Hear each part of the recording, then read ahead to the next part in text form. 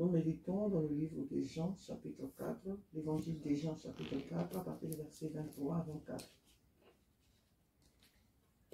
Mais l'heure vient et elle est déjà là où les vrais adorateurs adoreront le Père par l'Esprit et en vérité, car le Père recherche des hommes qui l'adorent.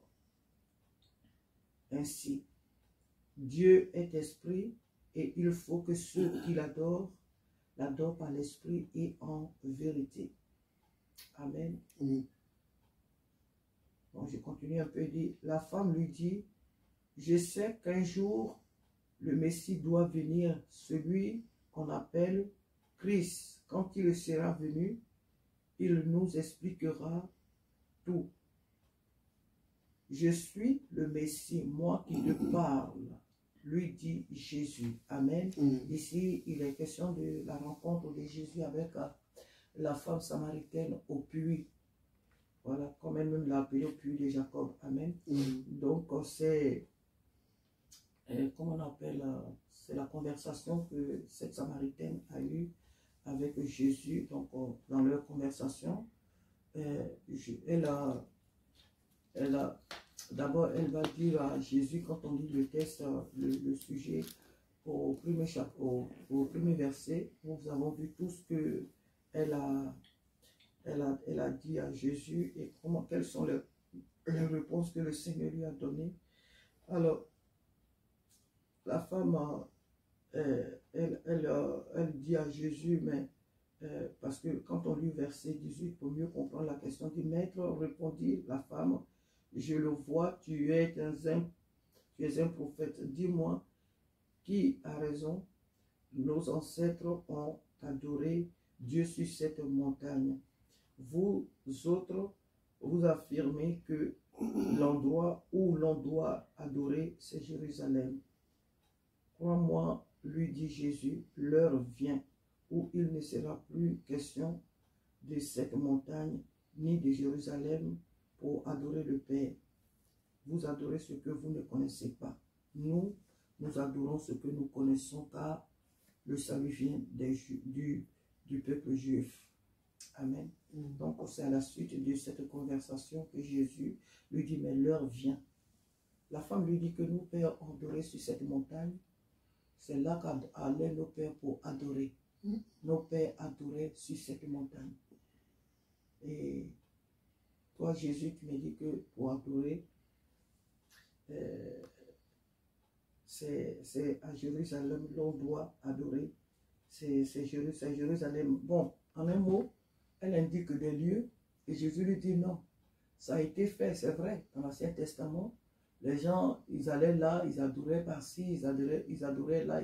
On a vu aussi dans l'histoire de Samuel, le premier chapitre, nous voyons Elkanah qui quitte le lieu de son habitation, qui va jusqu'à Silo pour adorer Dieu. C'est là-bas que Anne, son épouse, va faire la prière pour que Dieu lui fasse la promesse que lui accordait Samuel.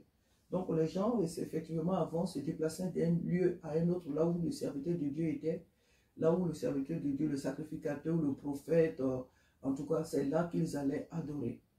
Et Jésus lui dit que non, ça ne sera plus désormais sur cette montagne que vous adorerez le Père, ni encore à Jérusalem, mais c'est désormais en esprit. Ça veut dire qu'en tout lieu, que le Père Dieu sera désormais adoré en tout lieu, car Dieu est esprit, ceux qui l'adorent doivent l'adorer en esprit, en vérité. Il n'est plus question de le mettre, de croire plutôt qu'il est que dans un seul lieu où les gens doivent venir pour l'adorer. Dieu, il est esprit, il est en tout homme, en tous ceux qui ont ouvert leur cœur à lui. Donc, partout où il se trouve, que ce soit dans ton travail, que ce soit dans le bus, que ce soit sous ta douche, je ne sais où, en n'importe quel lieu, le Père désormais peut être adoré. Pourquoi? Parce que le Père est esprit. Donc ceux qui l'adorent ne pourront que l'adorer en esprit, en vérité. Alléluia. Ce matin, le Seigneur nous exhorte à adorer Dieu en esprit et en vérité. Il dit ceux qui adorent Dieu, les adorateurs qui recherchent le Père. Hier nuit, nous avons eu ici à discuter un peu, à parler un peu de la prière, ce que c'est que la prière. Et le Seigneur m'a amené à te dire que la prière n'est pas n'est pas une action forcément, c'est pas, je dirais même que c'est pas ce que Dieu avait voulu. Parce que c'est parce que la prière, c'est pas la chose que Dieu, c'est pas l'action que Dieu avait voulu lorsqu'il a créé l'homme. J'ai encore relu même hier nuit dans mon livre. La Bible dit que Dieu a créé l'homme, c'était pour le garder et le cultiver. Et donc, en un mot, pour que l'homme puisse l'adorer. Et Jésus ici encore le confirme. Ici, Jésus ne dit pas que Dieu cherche des hommes qui prient. Dieu cherche les hommes qui prient en esprit, en vérité. Il dit ceux qui adorent Dieu. C'est là les adorateurs que Dieu cherche. Les adorateurs que Dieu cherche, c'est ceux qui l'adorent en esprit et en vérité. Donc, le cœur de Dieu cherche les adorateurs. Des adorateurs. Maintenant, nous prions comme nous l'avons dit la dernière fois. Nous l'avons dit. La prière, c'est celle-là qui consiste à chercher la solution, d'une situation. Et nous voyons cette prière-là, nous la voyons à travers toute la Bible. Voilà. Donc ici, Dieu est en quête des adorateurs. Dieu est en quête des adorateurs. Ceux qui adorent Dieu en esprit et en vérité. Il est bien de prier, c'est vrai, mais il y a une différence entre la prière et l'adoration. C'est ce que le Seigneur Jésus est en train de nous dire ce matin, ici aussi, il est en train de nous le confirmer. Donc ce matin, sachant que notre vie qui est dédiée à Dieu doit être une vie d'adoration à l'Éternel. Nous devons constamment adorer Dieu. Il n'est pas mauvais de prier, puisque étant sur la terre, nos parents ayant été déchus par comment on appelle, de leur sacerdoce, à cause de leur trahison, qui ont fait entrer le péché dans le monde. Et gloire à Dieu, Jésus est venu nous libérer de ce poids, de ce péché. Mais désormais, pour être dans la présence de Dieu, pour faire certaines choses aujourd'hui, pour obtenir les choses qui étaient à notre portée, aujourd'hui, il faut prier pour les avoir. Jésus nous dit, demandez, vous recevrez, c'est la prière. Cherchez, vous trouverez, frappez, et l'on vous ouvrira. Donc ça, c'est la prière désormais. Les choses qu'on avait avant gratuitement, avant le péché, aujourd'hui, à cause du péché, il faut qu'on demande, il faut qu'on frappe, il faut qu'on cherche. Ces choses-là étaient à notre portée avant. Maintenant, il faut prier pour les avoir. Donc, la prière est complètement différente de l'adoration. L'enfant de Dieu doit constamment adorer Dieu. Nous ne devons pas adorer les problèmes.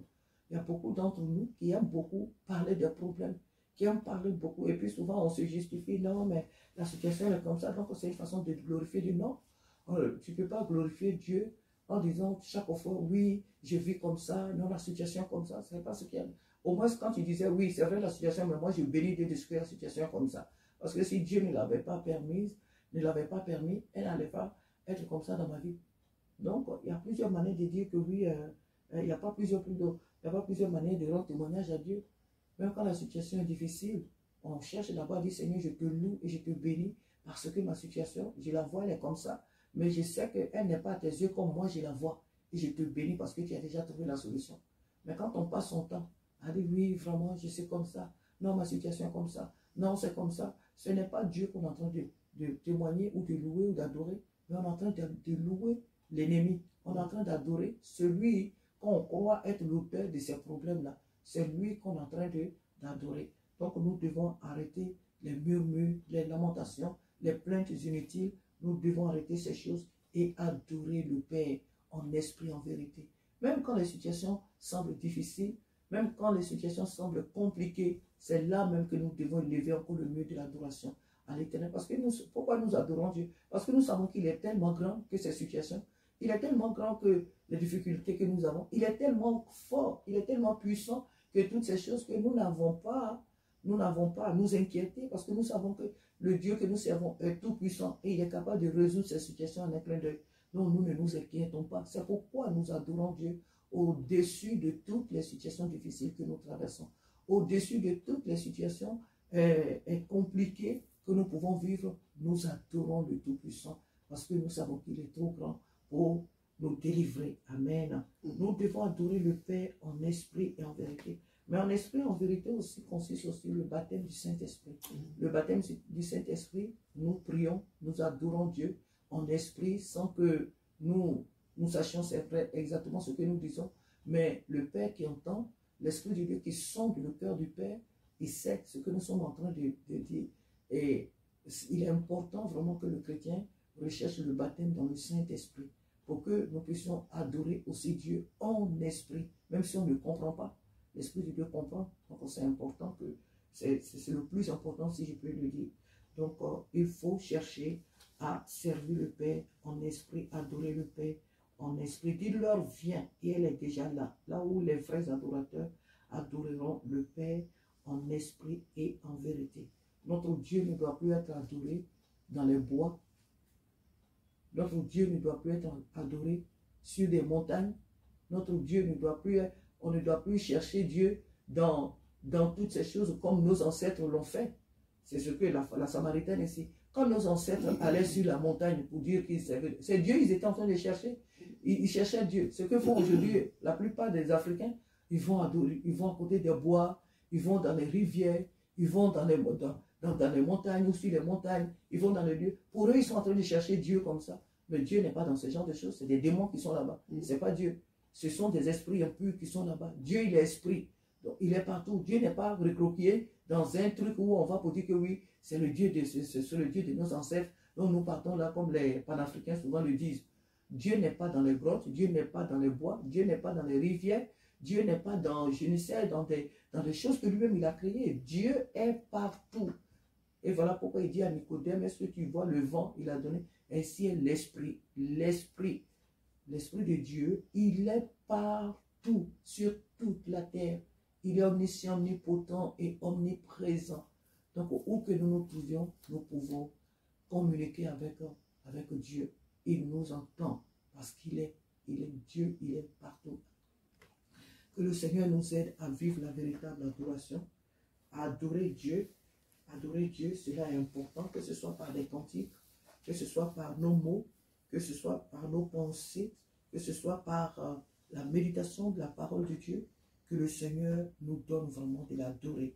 Adorer Dieu aussi, savoir un comportement qui est conforme à sa parole.